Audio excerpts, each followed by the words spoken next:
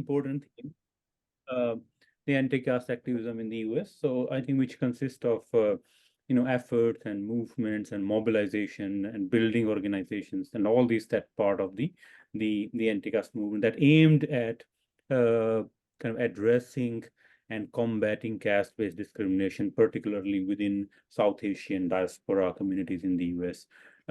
So we have two very eminent activists and scholars with us, and I have the opportunity to work with both of them on different occasion.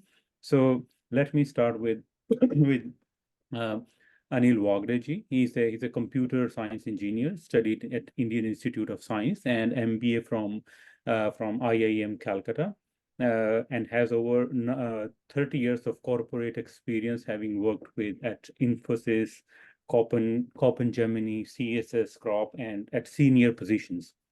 He has been in the US for 8 years and worked with the Bitcoin organization in the US.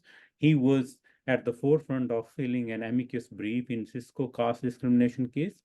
He's also at the forefront of reservation battle against IIM Ahmedabad and leading the legal efforts. He worked closely with Kshama Sawant for passing the caste ordinance in Seattle City, who was the councillor there. She and also has been working towards SB 403 in California, the caste ordinance in California. Currently leading a coalition, America Against Caste Discrimination, which is a coalition of over 20 US civil rights organizations. I think personally working with him on various projects has truly been a privilege. He consistently promotes the inclusion of new younger individuals and ideas within our organization. He has affiliation with nearly all the Ambedkarites group I know so far. With his direct and effective approach, I think he stands out as someone who can accomplish tasks very efficiently. This is how I have come to know about Anilji. So I extend a warm welcome to Anilji and would like to hear from you. Thanks, Professor Gaurav Pathania, and thank you, Bharat, Biju, and everyone on the call. I am not an academic, just as a disclaimer.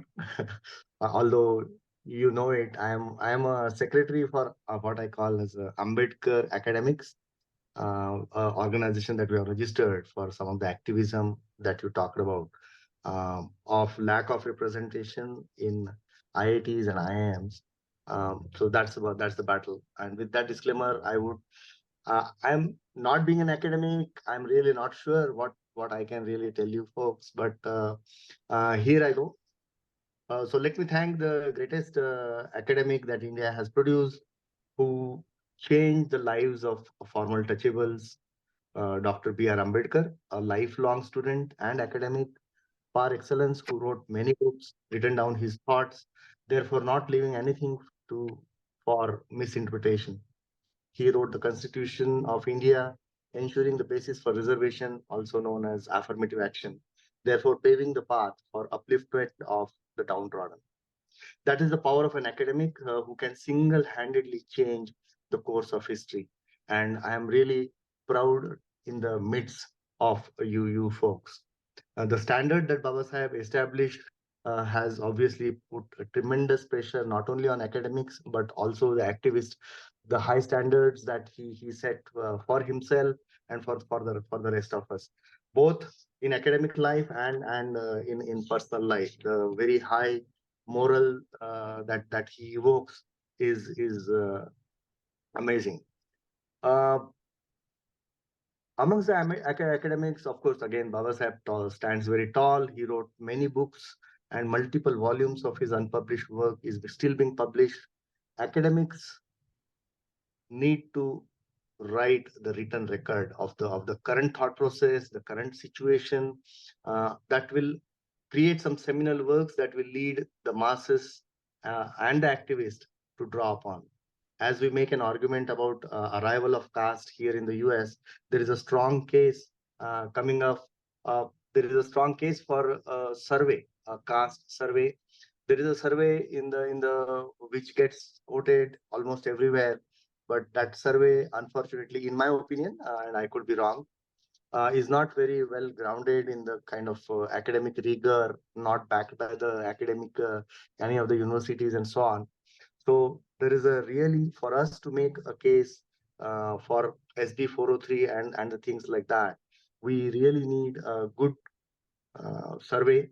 At present, one survey that uh, we are also, one of the survey that we are working with is Professor Lalit Khandare and uh, and Professor Jeremy Rinker have instituted a survey in University of, I think, North Carolina, and that's a survey being backed by Ambedkar International Center. But there is a need for such a survey. From time to time, we keep getting requests for surveys. There is one survey being kind of floating around. The participation is a little poor, but that's one area which all of us as a society, academics, you in particular, need to really think about. Talking about surveys, we also need a good reading of a Carnegie Mellon Indian Attitude Survey. This survey is quoted wrongly by HAF and others. They make an argument that less than 2% of the Indians suffer caste discrimination. They simply ignore the fact that the caste discrimination will be suffered by the lower caste, and therefore it should be arrived as a percentage of the lower caste people. Current US diaspora is dominated by the dominant caste. Close to 80% of the Indian population belongs to upper caste. So therefore, when we talk about the caste discrimination, it's the lower 20% people, and this pyramid is completely reversed in India and in the US, right? So in the US, when we talk about the caste discrimination, the denominator, so to say, needs to be that lower caste, so-called lower caste people, which is a kind of minuscule. So when we take that, then the percentage of lower caste people suffering caste discrimination is very high. Um, your work, the academics work in the on the caste is very much valuable, a lot more valuable in back in India. I would like to make another argument altogether. Dr. Ambedkar said if he were a Brahmin, he would be happy reading books. However, he took his responsibility, studied here in the US and UK, and went back to India to emancipate the untouchables. If he were to stay in the US, I'm sure he could have easily got into Columbia or a similar top notch university and had a cozy life. But he went back, he worked in India, and of course, it has had enormous impact for the untouchables back home. Had he stayed here, of course, we would don't know what the conditions of untouchables would be. We are, of course, thankful for the sacrifices. And like we say, we are because he was. The point is, your utility, the work that you do has much more, that utility of that work is very much back in India. Uh, you take the current knowledge, current theories from here in the US and wherever you are, and apply that back in India. That is where it is needed the most. You have earned your credibility by being a part of the US academia. You will have much higher chance of acceptance back in India and can bring about a significant change in the lives of the people in India. We need, like of course, I'm kind of counting lawyers as well. We need lawyers back in India to argue our cases. We need good social scientists to study the problems of the lower caste, face and find solutions to those problems. Being an academic, of course, writing books is extremely important. Uh, uh, Dr. Ambedkar didn't really suffer academia in some sense. He didn't need his papers to be peer reviewed. And peer review probably as a process may have even killed some of the works that he published. But whenever he had something to say, whenever he had a theory or so, he just wrote a book as with the thoroughness of a PhD thesis. And there is a lesson there. um, we will need a lot more published books to kind of cover the backlog, the work that needs in the lower strata of the society. Only people who have kind of suffered or belong to this lower caste, so to say, can have that angst and understand the problems that lower caste people feel, and can there is a tremendous need for writing our perspective and getting our perspective out. One more point I would like to say is focus on the similar work instead of the publicity and the short-term recognition.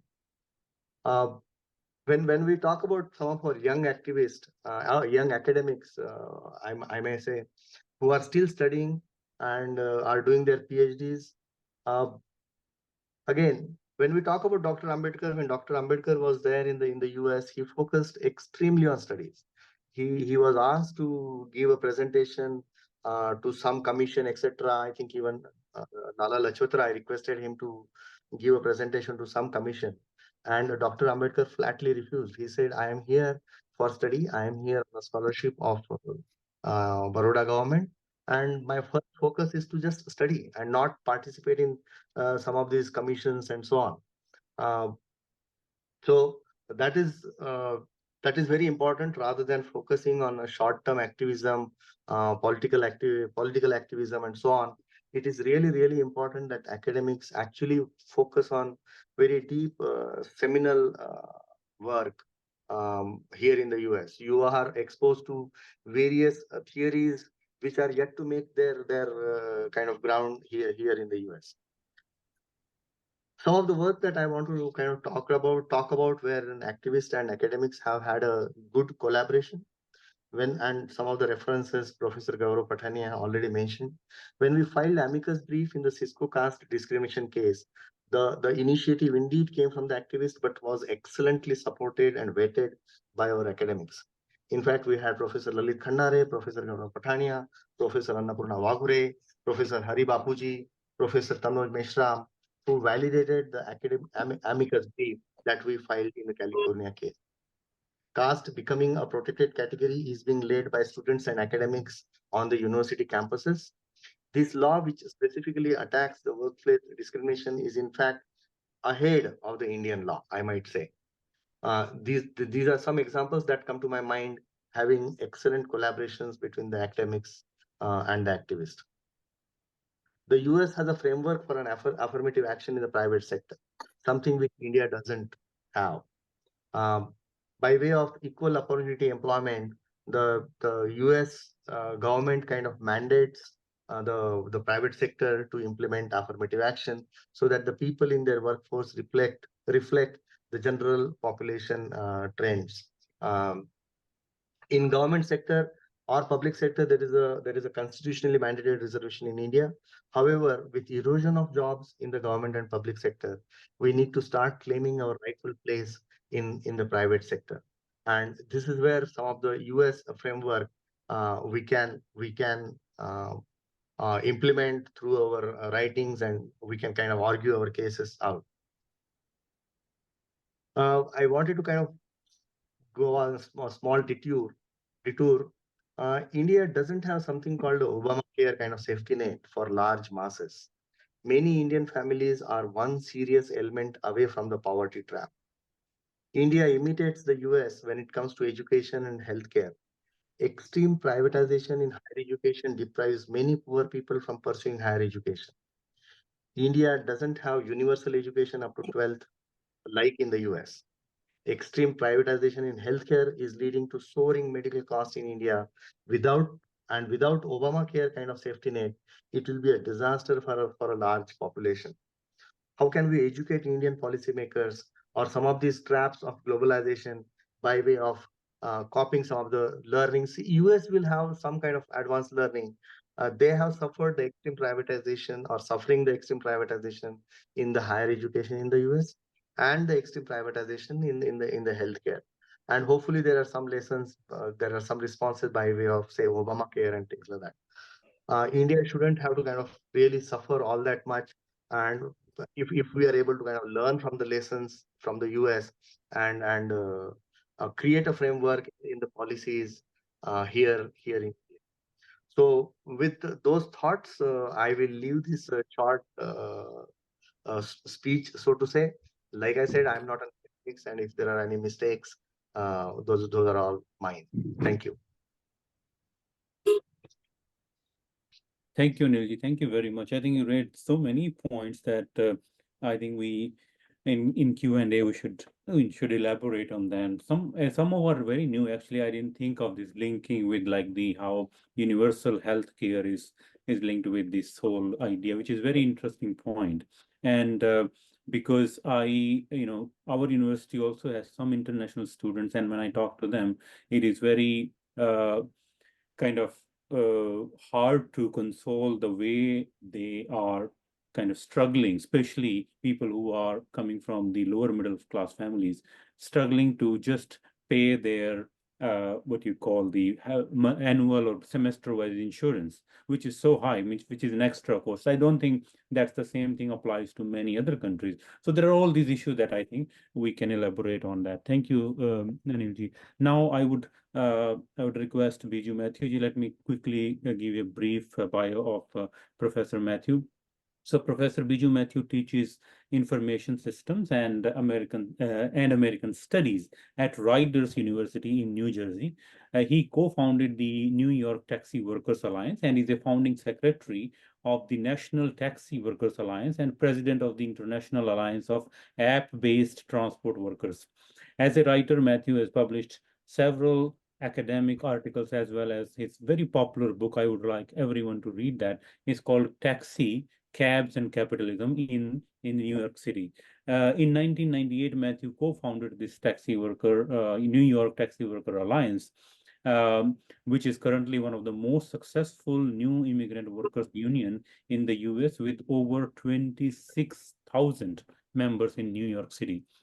Professor Matthew has a long record of volunteer left education work. He's most recently co-founded, founder, and chair of the executive council of Lamakan, which is an open cultural space in Hyderabad. I had the opportunity to see that space and had my book launched there in 2018.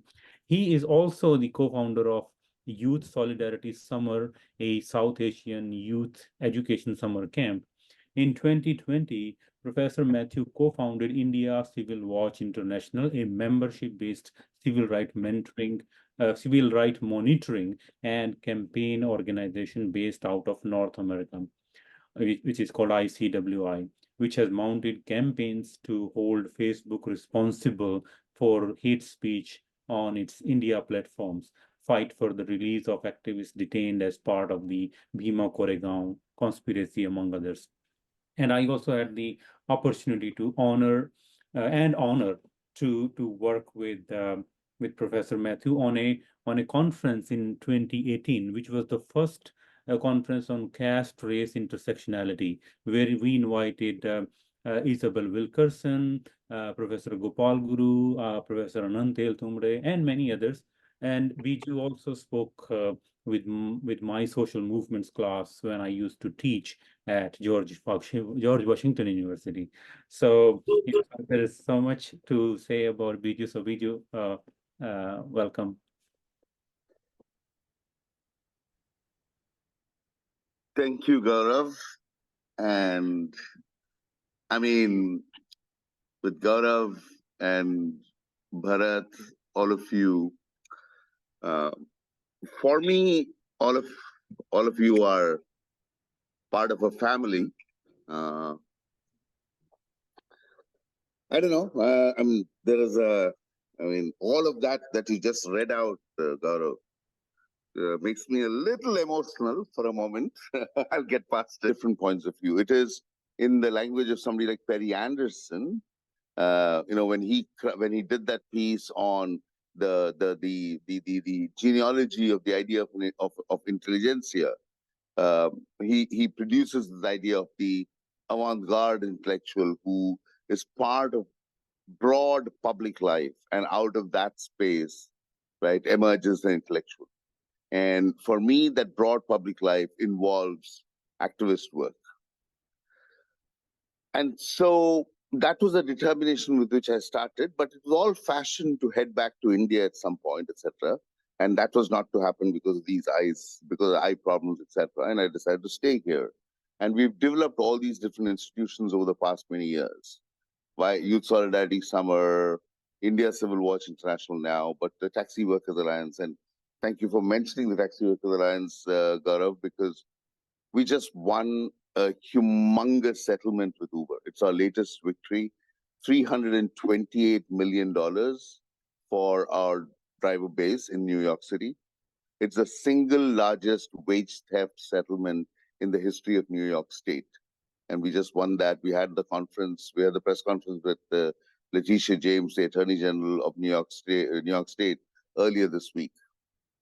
So I say this personal story to finally just rest that idea of to today. So that's why I'm saying there's not something to emulate, but the idea behind it, which is the idea of being this broader intellectual connected to active political life and public life, is something that I think each of us can discover for ourselves in our own way and fashion it in our own way. I think that's really the important thing. I have fashioned it in a particular way. You don't need to take that particular definition of it seriously. But I think there's something in that broad concept that I think we might need to take into our lives, because all of us present at this meeting here, we don't want ordinary lives, right? We are here at this meeting. We are part of academy also because we feel passionate about changing the world itself, right? If you did not have that passion, if you're merely interested in anything from problem solving in a narrow sense of the word to kind of engaging in some bourgeois academic frame, right, of writing papers, careers, etc., if that's all our interest was, then we wouldn't necessarily be in a group like the Bahujan Scholars Network, or be part of a meeting like this, or be part of any number of the struggles that many of us are part of, right? So that notion of the intellectual activist, you can flip, you can do the hyphen anywhere: activist, intellectual activist, public life person, intellectual. You can define that in any way you want. So that's the first broad point I want to make, and I'm going to now switch my camera off because, as I said, staring at the screen for too long is difficult. So, and I'm going to make just two more broad points. And when I mean, for me, when I think about that notion of activist intellectual, one of the many people that I take inspiration from in the modern world, in the contemporary world, is one of my dearest friends, Anand Teltumde. Right? I mean, what a brilliant human being, right? I mean, in the sense of, look at his accomplishments as an academic, as an intellectual.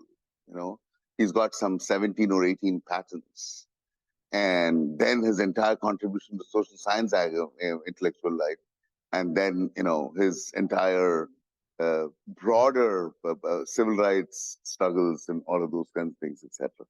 I mean, he just is, and in that sense, you can go trace that lineage of somebody like Anand Tiltumde all the way back to Baba Saheb, right?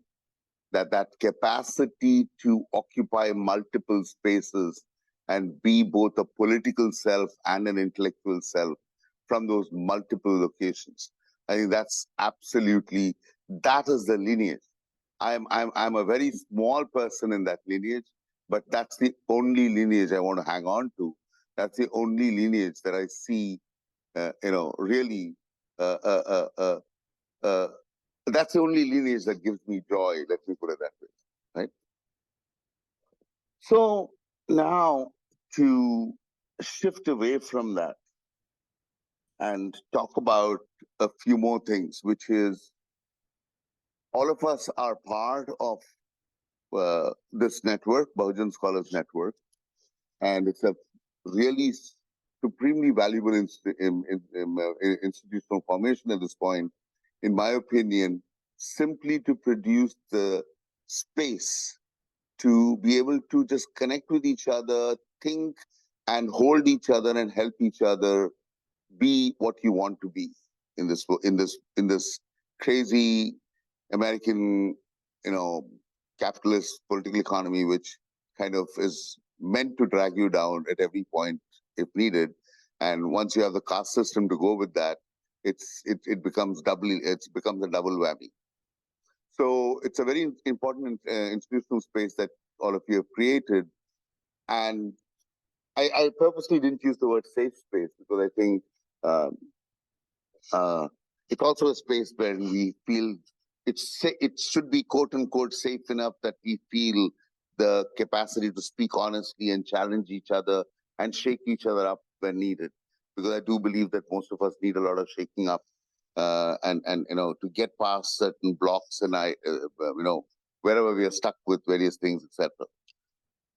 And I mean that in two ways, which is one is what I want to pick up an idea that Anil brought up, which is as an intellectual academic with access to a certain set of resources, and I know very often the kind of resources that those who are part of this network have access to is much lower than the resources available to the larger quote unquote Indian diasporic academic or even the broader white academic frame, right? But whatever resources available, I think we all need to, at some point, instead of we can have a lot of public conferences like the ones that Brandeis, like the one that Gaurav was mentioning earlier at UMass. We can have a lot of public conferences, but I think we need internal conferences. We need inward-facing spaces to sit down and ask the question, which according to the community, according to those of us who are here in the US, and then intersect that with those who are in India or Pakistan or Bangladesh or Nepal, wherever, right? And ask the question, what are the 5 biggest problems, 10 biggest problems that people are constantly running into, struggling with, etc., and therefore needs a certain kind of constant light to be shined on it, right? I'm going back to the idea that Anil proposed, that we need to leverage our position here to do surveys, for instance. That's how Anil put it, right? That is, we need to enrich the space of data. For instance, Anil mentioned the Carnegie study. There are 2 really rich pieces of data out there. It's the Carnegie study and the Pew study. These are the 2 really significant data collection efforts in the Indian American community, South Asian American community, with some continuity. I'm going to quickly run over the numbers. I know I should have produced a slide or something, but here are the numbers. Out of diaspora, and I'm going to just do Indian American for now, simply because it's an easier breakdown. Out of the data available, 4.5 to 5 million in the diaspora. We have one fantastic difference from the situation in India. In India, if you look at the census, and now we know the census that we have is a really old one. This government, of course, doesn't want to conduct a census. We have 79% people who are marked as Hindu. In the US, the comparable number, as per if you put the Pew and the Carnegie numbers together, is 53%. That's all, right? Yes, it is true that the upper caste Hindu dominates the diaspora because the nature of the Immigration Act of 1963, etc., etc., etc., etc. But the numbers are actually only 53%. What does that translate to? It translates immediately to the potential power of a Bahujan network, right? Think about the rest of the numbers there.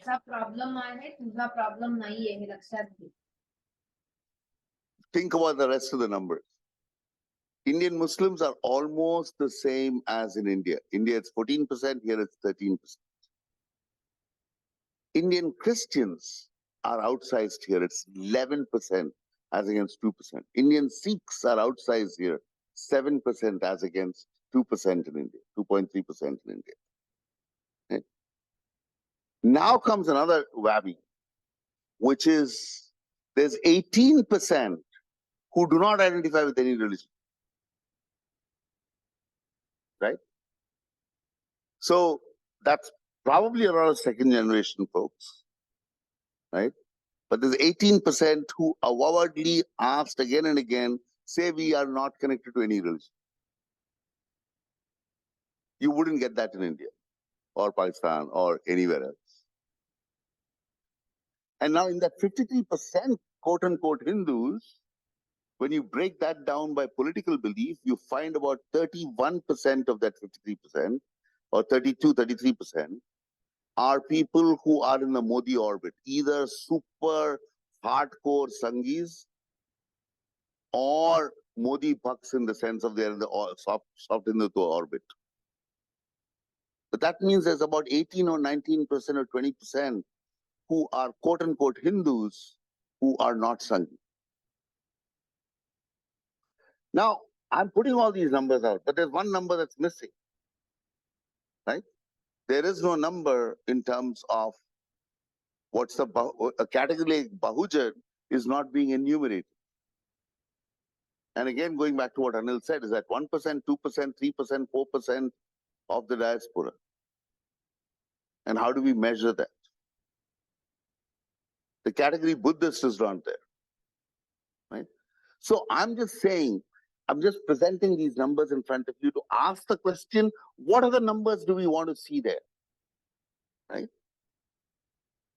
What will help the struggle here, right? One thing is to say we are good, solid academics and we need to produce a lot of numbers about a lot of things. No, but what will help the struggle here? I think that's the other big question. The struggle here, the struggle back in India, the struggle back in Pakistan, the struggle back in South Asia. What will help us? Right? I mean, I'm for instance right now in the middle of a huge discussion in New York, wherein it's a very difficult discussion, right? In terms of the Sikh population, which is allied with us in many, many causes.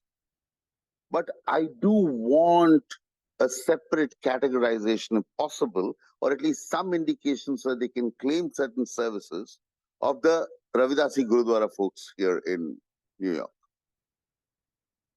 How should I pursue that? Becomes a question. And that's where an academic comes in. A nuanced study of New York City diaspora will actually produce a fascinating set of numbers, which will then give us a lot of possibilities on politics, including how to, for instance, defeat somebody like Jennifer Rajkumar, right?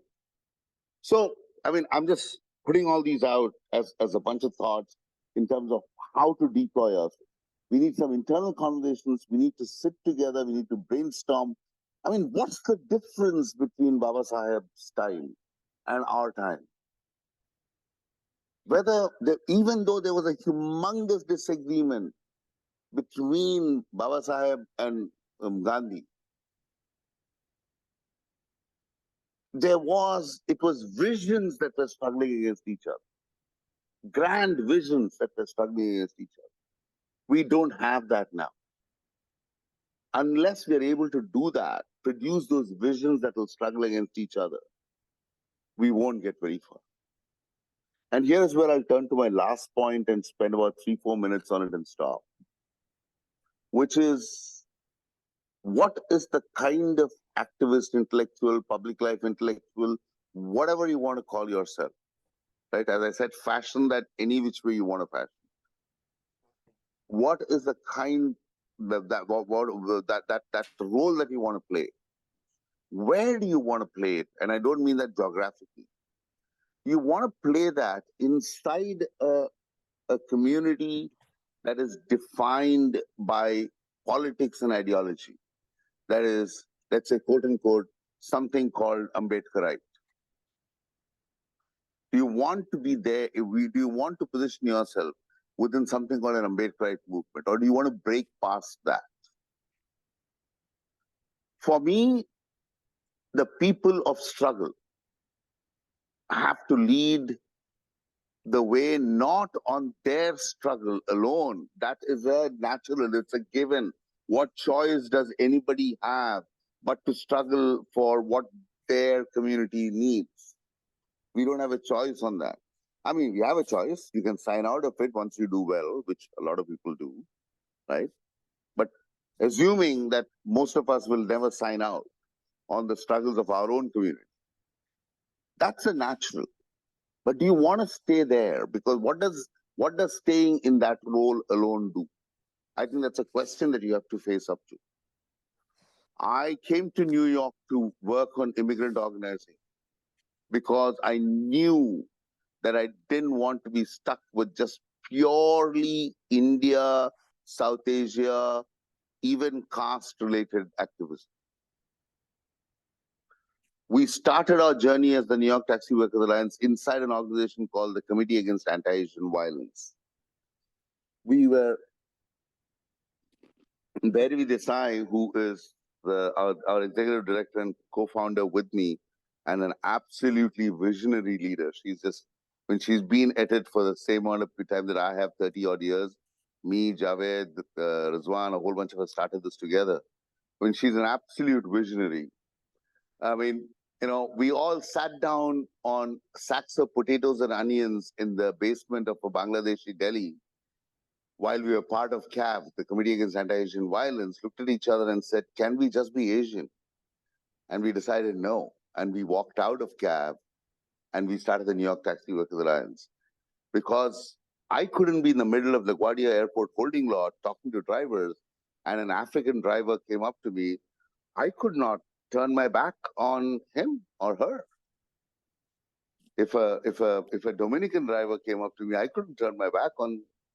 If an Arab driver came up to me, I couldn't turn my back. I didn't want to be Desi there. I built the concept of immigrant there. My identity is as an immigrant. My struggle became the struggle of an immigrant working class. I'm saying this to say that our own struggle is our own struggle. We will be part of it unless we want to do the bourgeois sign out. But beyond that, we have to lead the struggles of the time. Ambedkar was not just a person struggling for the lives of lower caste in India. Ambedkar was a man trying to solve the problem of colonialism also. You should read his, and Baba Saheb did, we all know, we all live off those shoulders, but we also know there are mistakes. For instance, you look at his writings on the on the population transfer problem, Turkey and Greece, right? So I'm just saying, for instance, climate change, for instance, wealth gap, neoliberal wealth gap, right? Neoliberalism, climate change, authoritarianism across the world as a movement. Fascism is not just a US problem or an Indian problem. It's now there's a fascist, ultra-fascist right that's globally connected. These are all struggles that belong to us, and we have to lead it. The climate change struggle is the struggle that will define the next couple of generations. And Dalit, Bahujans, scholars, activists have to be at the center of it. You have to be part of lead. You have to shape its vision. That's how we become who we can become. Not by staying focused on the inside self. Right? We have to get, in that sense, we have to hold our identity close to us as well as get past our identity. That's the beauty of the struggle. That's a struggle that's rewarding. That's a struggle that will make you laugh and cry at the same time. I'll stop there. Thank you. Thank you, Biju. Thank you so much. There is so much to now think about, a lot of ideas that I would say that the way you were, educating us and encouraging us to form different kind of alliance, institutional formation, and with this changing reality, the way we need to organize, and and you are the one who's master of advocacy, mobilization. You know all these techniques. I wish I had a lot of time to kind of spend with you to understand about these kind of, that how these advocacy happen. How do you do these things? And now, especially when you said that number matters, so how to build these numbers, in these with this changing reality. And one thing that I think, which is very important from your talk, I learned that it's not just our struggle that should be in the forefront. It's the struggle that we should be in the middle and in the forefront of everyone. So either it's authoritarianism, fascism, climate change, or farmers' protest, which was another thing. So struggle is, I think, very much intersectional. And we need to understand that. And of course, then academia has its own challenge in it. But we, as a student or as a faculty, I think we found ourselves in the middle of this struggle. Like right now, the debate in our university is going on about the Israel-Palestine. Which side are you on? So this is where every time you have to take a stand, and we should be kind of fully involved in all these struggles, and that is why. And I think that's what Ambedkar vision was, the way he was dealing and writing about all the things that were happening around his time or during his time. Uh, so I think uh, the idea of community empowerment is kind of it comes from the very intersectional approach that you were telling us.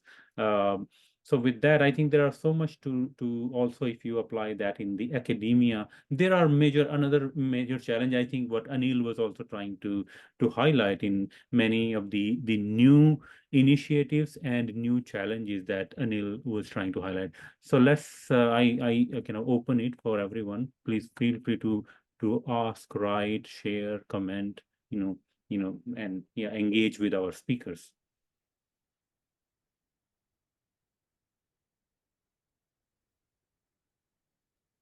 If you have any question, please raise your hand.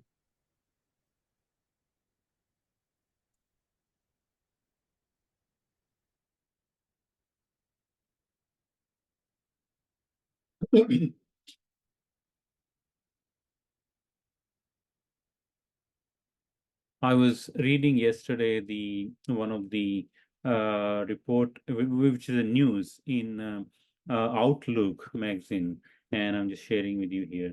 And this is kind of one of the challenge in Indian academia. Now, at least people are talking about it. Earlier, like 5 years or 10 years ago, no one was even discussing this data. But you see in the last year, how many students have actually dropped out from IITs and IIMs in past 5 years. So this is kind of a very, very stark reality that we live in. And I think now this is in last few years, these data started coming out. Earlier, no one even was paying attention to. And the other issue is the issue of mental health and suicide that have been happening. So these are all the issues of academia that is eventually anti-caste movement had to address, or will engage. What do you think, Anilji, that especially with you have been closely working with some of the IIT based groups? How are they responding to these kind of challenges? So the college campuses have become very diverse post 2006. Till then, we only had the scheduled caste and scheduled tribe reservation, which was about close to 22%.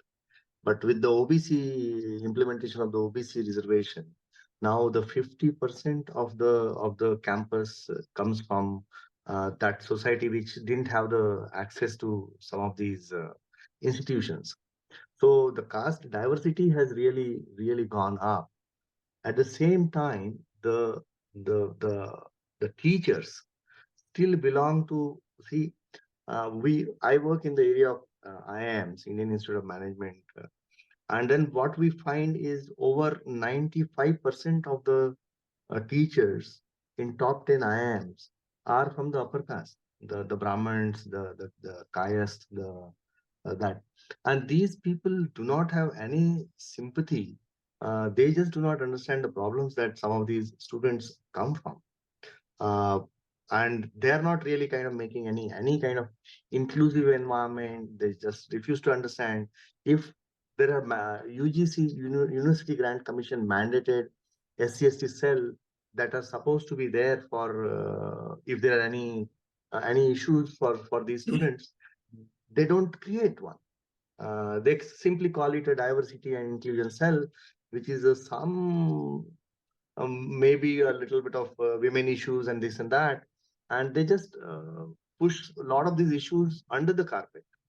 The people who come from the rural areas, people who come from the first generation learners who do not even have a English speaker at home, nobody else speaks English. There is no hand holding that is happening. See, a lot of these students actually struggle for, say, English. They struggle because they come probably from such a background, rural areas, slum areas, and all of a sudden they are thrown into these institutions, and there is no help. The student that who committed suicide in IIT Bombay, he needed help, somebody to teach him on how to use WhatsApp. And somebody who is a little empathetic could have easily done that. Saying that, hey, come, oh, you don't know, how come you don't know? Let me tell you 1, 2, 3. And so that inclusivity is just not there. The hatred that a lot of students come into these campuses, because up to 10th or 12th, they don't even know the caste because they are from such a sanitized environment, gated communities and whatnot. There are no so-called lower caste people in their societies. And then they start preparing for these entrance exams, etc. And all of a sudden they come up with this reservation, which is another name for the casteism now. And they hate people coming from the categories, not exactly their fault. The way environment is created, oh, these reserved category guys are going to eat into your what is rightfully yours. 100% was yours. And there is a hatred on the campus, and that hatred is leading to unwelcoming environment. Faculties are not there, the institutions, the SC/ST cells are not there. So the challenge is, and sometimes it's just a initial hand holding, making sure. Another thing in the IITs and IIMs are also, there is no social kind of awakening or a little bit of social studies. People, these are just engineers. There is no course which sensitizes about the reality of India, what the general population in India, what their challenges are, who these people are. They all are like I said, from antiseptic environment, and they have one way of thinking, and there's no allowance made for people who are coming from the poor background, from the lower caste background, and that is where you see such high rates of dropouts. A lot of them even committing suicides. And the IIT Bombay was simply saying that this is not a caste issue at all. And ultimately, when it was handed over to police, police found the suicide note. How can you investigate such a suicide so casually, so callously? Gee. Anilji, as a mechanism to kind of intervene in these kind of issues, as an alumni, like you are part of these alumni associations, can they contribute to something or propose something to, because they are very powerful, IITs, IIMs are very powerful alumni associations. Is there any way to approach the issue through them? So we had our 25 years get together in Calcutta last December, this December. And the professor, my batchmate, not from the scheduled caste, he was talking about a study done in, I think, Arizona University, wherein the alumni were involved in helping students cope up with some of these things. When we went and met IIM director in 2018, I remember my struggles. IIM Calcutta becomes a very quant specific kind of institute. It's well known for that. So first term you go in and you have a stats and you have a financial account. These are the two courses. They hit you like very early on in the first term. A lot of things happening, and so we were making a proposal saying that at least space some of these courses. One of the course could be probably taken into the second term, things like that. This Arizona University study that I talked about, I think it refers to African American students, etc., wherein the alumni were involved in mentoring students for first term and so on. So we really kind of need to look at and come up with a framework. I requested the study from this friend of mine. I haven't yet gotten it, but maybe if we are able to get that kind of study which is there in Arizona, and we can emulate, we can involve. But there are now WhatsApp groups. There are people who are organizing, reaching out, that help, trying to get them internships, trying to get them some kind of guidance, but Mm. they're not systemic yet. They are not. They need to be kind of, these individual initiatives need to be kind of put it in a systems. There's some kind of budget wherein people are able to travel, stay there on a campus. People, students can kind of come and approach them saying that how, what. Um, Yep. Right. Good Bharat? role for alumni to pitch in and help. Ji. Bharat? Yeah, I mean, just to continue what Anil said from the US experiences. So let me point out this, and I'm curious to discuss this and to know more about this. Like in terms of um, research and activism on US campuses, and particularly from our Black, brothers and other scholars, So what we can learn from, this is my question to both the panelists, what we can learn from the Black struggle in terms of the activism as well as in terms of the research. So like what kind of uh, learnings, we can take from their journey, their struggle, their research, and what kind of scope for the solidarity, to join hand with them, to push our agenda and to develop our scholarship and certainly our narrative.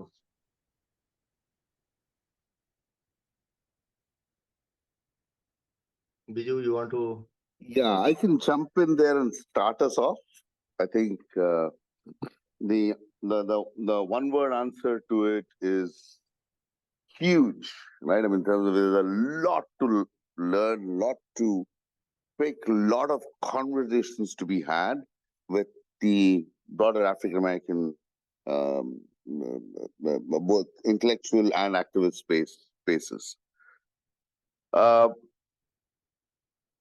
From the, I mean, I would say that if somebody can do a mapping, right, of the intellectual work done from the Jim Crow era up to now, the last 100 years, let's say, right, 1925 to 2025, right, that 100-year period, what is the nature of scholarship that supported the struggles of the African American community? I'm not saying again that it needs to be copied or emulated word by word in terms of similar studies. But if we do that kind of a mapping, I think it'll enrich our imaginary of what kind of intellectual work to pursue, right? From the smallest, like the kind of stuff that, for instance, Bharat, you've used in your dissertation, right? The microaggression frameworks, etc., which all developed as part of the struggles of African Americans and Latino Americans in the United States, right? From those kind of studies that are looking at, small spaces, what happens in interactions, etc., all the way to visions, right? Big, huge visions. How did visions transform what became important problems to solve? If we can do this kind of a mapping, and we don't need to do it in terms of the fact that we don't need to take it up as our project, but if we can even create a space wherein this becomes a discussion, let's say we get hold of a journal that will do this kind of a small seminar on something like this, wherein they'll bring 5 or 10 historians, public intellectuals, people with who are part of starting Afro-Am studies, all of those kinds of people together to develop a day-long discussion on this. That's all, right? I think it'll just change our imaginary of what can be done. And again, then it's also working with specific. I mean, for instance, I work very closely with the Movement for Black Lives. I mean, it's one of my most important organizations in my life. Some of the activists there, I mean, especially the person, for instance, let's say, let me put it this way, M4BL has a staff position at the director level called director of partnerships and director of cross movement work, right? That's the specific job description of somebody at a director level in M4BL. The person holding one of those positions is a dear friend and comrade, Muntega Simmons, right? I mean, the amount I get from just spending hours sitting and having, breakfast, lunch, dinner, drinks, whatever, and being part of understanding what M4PL is planning. It may seem like pointless conversations, wherein I'm not getting anything out of it directly. That is, India Civil Watch or the Taxi Workers Alliance is not getting anything out of it. But no, it's like completely enriching. I mean, now India Civil Watch International is just about to launch what will hopefully be a really important campaign, on the question of Hindu supremacy, right? And who is our closest partner in that? It's going to be M4BL. And of course, the anti-caste struggles in the United States are part of what M4BL is constantly now talking about in their public spaces, right? So this is the cross movement work that we need to do, and especially with African Americans. I mean, it's just simple. In the same way that we say that, the next round of struggles inside India, with the broader struggles, climate change, wealth, public health, whatever, must have the Bahujan / Dalit / Muslim, minority Muslim communities as a significant part of the leadership and the imaginary of building a new world. In the same way, we know that that's true for the US with the African American community. And that's whose shoulders we stand on, right? So I'll stop there. And I just want to also say that I'll probably have to leave in about 5-7 minutes because there have been a call from India that's been just coming again and again that I need to take. I just texted them saying I'll call back in 5 minutes. So. Yeah, so just to continue on what I have been saying and what Viju also talked about. So while there is always a talk of preparatory courses for the scheduled caste students and so on talked about, there is no talk of a caste sensitization training for the upper caste, so-called upper caste in the campuses. I think there is a need. We also need to look at the problem inside out. These people who are discriminating and coming full of hatred because of these reservation policies and whatever, they need to be sensitized on the impact of the caste on the society in large. Another thing, like I had referred, 95% of the faculty is belonging to upper caste. There is an attempt by government of India to do the special recruitment for scheduled caste faculty, scheduled caste, scheduled tribe, and OBC faculty on the campuses. However, not a single professor from scheduled caste category has been recruited in, say, IIM Bangalore in last 2 years. So for the namesake, these people kind of carry on some of these things. The scheduled caste professors who apply the faculty for the faculty position do not get those 2 votes before they are called for an interview. So that is another thing that needs to happen. Also, what we found from our college days was the unity amongst the scheduled castes. Somehow it used to be known early on, and that there used to be a group that were formed. You like it or don't, but people used to derive strength out of that grouping, and that used to help a lot in terms of confidence, in terms of learning from each other, leveraging each other's knowledge. So, yeah. Yeah. Malik? Yes, Jai Bhim to all. My question is to Biju Methu sir about I'm in constant struggle here in USA after coming to and understanding and participated the Indian campus politics, where we have the clear boundaries between Ambedkarites and the left. And when I came here and I'm struggling here with this because there is a very less student coming from the Bahujan communities, and also the Ambedkarite affiliation directly, and most of the students are Savarnas, and they used to have the background in like Indian campuses. They did their bachelor's and masters in affiliated with most of the left parties there. So so when I so that was like a constant struggle. Like we also as an Bahujan Ambedkarite students want to be part of in like against the neoliberal struggle directly, and also to be part of the Palestine movement and all other movements which is not considered directly as the anti-caste movement, but it's like constant struggle. So how to navigate with this, uh, what kind of like how can like we associate ourselves as like where are we, left or Ambedkarite? So there's like a direct question. Yeah. So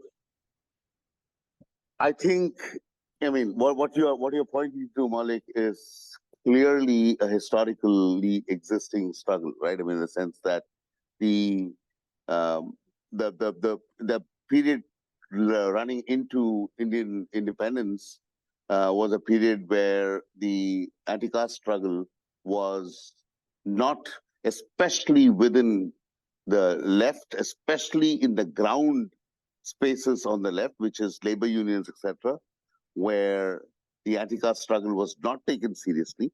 As a matter of fact, it was sabotaged, right? So we're coming from that history of, where the left undermined the anti-caste struggle. We're coming from that history.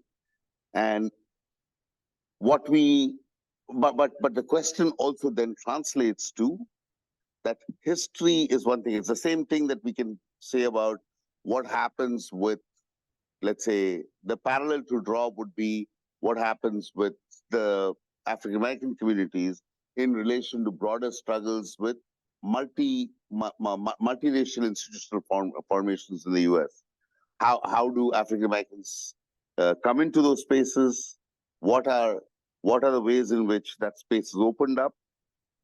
I mean, it is absolutely true what you're experiencing. Probably on, I don't know which campus you're on. What you're experiencing there will probably be a closed community of Indian Americans who are not willing to be sensitive to the question of caste at all. Right? I completely. I mean, I don't know which campus you're on, but these are. I mean, that's a fight we have to. We cannot take it on inside your campus because you will feel isolated there. That's a very difficult feeling to carry into a meeting again and again, right?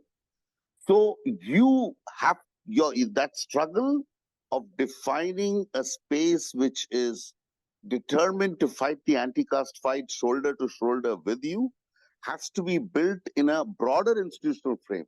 Like, I don't know whether it's ICWI, whether it is other kinds of broader organizations, and then it has to be carried back into your campus. If you try, and if you are the only Bahujan scholar on your campus, or you're one of two or three, and you try and do it, you're going to feel isolated. That's a very difficult struggle. So it has to be taken from a broader frame and then pushed back into each campus. So for instance, I would simply say, in spirit of what Anil also said just now, right? Anil was speaking about IIMs. Anil was talking about sensitization of the upper caste, 50-60% upper caste to show up on IIM campuses. They are never the target of education, right? But can we do that kind of caste sensitization work across US campuses? What's the infrastructure you need to build for that? Now, if somebody like you, somebody like many people in this network are part of an effort of that sort, right, then it gives you a completely different space to take this on from. But I mean, so I'm saying we have to define the struggle. We have to define how we are going to structure the struggle, more than just simply say that there is this conflict between the left and the Ambedkar. That's a historic conflict. We have to actually get past that. We know that. If we don't get past that, both movements will struggle. Those two movements are in a place wherein they are ready to converge now, in my opinion. We have to be agents of that convergence, right? but on what terms, right? And it has to come by building a broader thing and then taking it back into microspaces. I mean, this is stuff that we absolutely maybe should set a separate seminar up just to do work on this. Not even a seminar, kind of a active, a kind of a campaign defining meeting, right? Something like that. Again, I mean, for me, it's like I look at, for instance, Black Lives Matters happens, right? It happens, whatever, at this point, 10 years ago almost.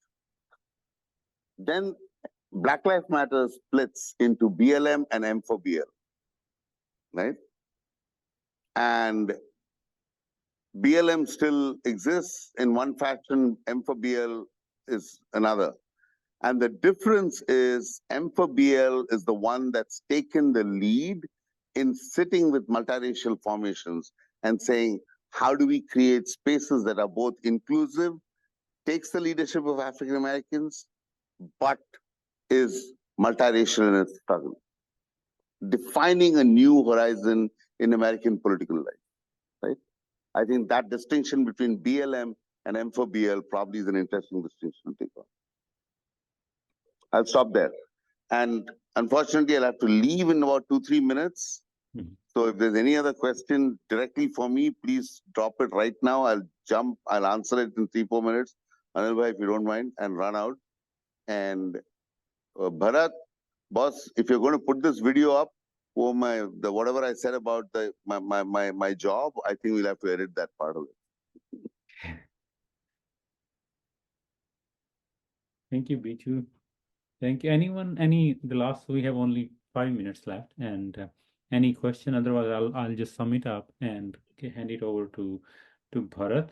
But 2-3 points that I wanted to highlight that Anilji and Biju said that first is that we have to find out always new mechanism for lobbying and advocacy for the anti-caste activism in our respective institutions. So we have to keep finding new ways, like what just Anilji and I were discussing about the IIT, IIMs, and these are the elite institutions. They have stronger effect at policy level, and so doing that kind of finding new mechanism. Second is that, as Biju said, that we as Bahujan have to be the agent of convergence, and for that we have to align with the other socially or politically marginalized groups on campuses and in our institutions, and that's therefore the struggle has to be built in a broader inclusive framework, and that inclusivity would also politically very important in terms of numbers and in terms of our ideology. So I think these are some of the points I would like to mention. But yeah, last point, if anyone wants to ask or add or comment. I just want to make a pitch, and the pitch is for the Bahujan Scholars Network to really invest some energy in building a vision for the Bahujan Scholars Network. Put time aside, put resources aside to let's get some resources to get many of you together around a table and really create a vision for your institutional formation, one, and for Bahujan Scholars Network to invest in a broader frame like Americans Against Caste Discrimination, right? That is the space of, quote unquote, the multiracial space, the multi-institutional space with many different kinds of formations coming in, right? That is the space wherein you both have a formative role as well as a role to break past any of the barriers that you. Okay, so I'm just going to make a pitch for both of those and head out. Thank you so much for having me. Lots of love and salams. Jai Bhim, Lal Salam. Thank you. Jai Bhim. Jai Bhim, everybody. Anilji, any final point? No, I think we covered. I have bored you guys to the death. Thank you. Bharat, over to you. Yeah, thank you so much, everyone. Especially Biju has left. So thank you, Biju. and Anil, and definitely Gaurav. Thank you so much. And once again, we will meet next month. So please, share your response, your insight, and as I said earlier, topics and what we just said. I'm working on that, and earlier I and Gaurav we discussed about similar line, about think tanks kind of stuff. Because if we start building and thinking, okay, first thinking, then tomorrow we will build, and day after tomorrow we will have something solid on ground. So please join us and support us. Thank you so much. Well, Jai Bhim, bye bye. everyone. Have a good day. Yeah, Bye. have a good Sunday. Bye.